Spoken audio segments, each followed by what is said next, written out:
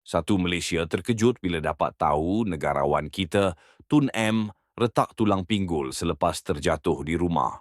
Ramai anak muda mungkin fikir, alah, jatuh biasa je. Simen nanti eloklah. Atuk aku kuat lagi. Untuk orang muda, jatuh itu perkara kecil. Tapi untuk warga emas umur 60 tahun ke atas, patah pinggul adalah mimpi ngeri.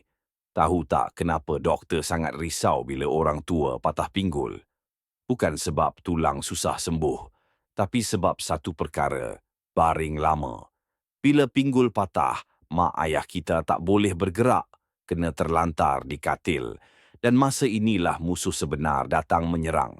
Pertama, paru-paru berair atau pneumonia. Bila asyik baring, kahak berkumpul. Kuman mudah membiak. Ini antara punca kematian utama selepas jatuh. Kedua, darah beku di kaki.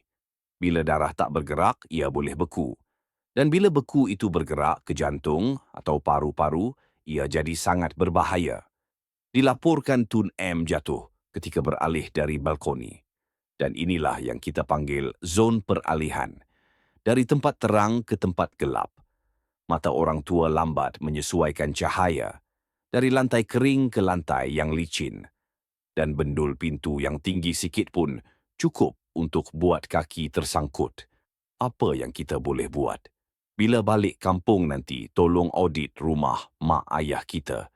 Buang karpet yang bucu melengkung. Ratakan bendul yang tinggi. Pasang lampu yang terang dan jelas. Kita doakan Tun M cepat sembuh. Semangat beliau memang luar biasa. Tapi mak ayah kita di rumah, kitalah yang perlu jaga mereka.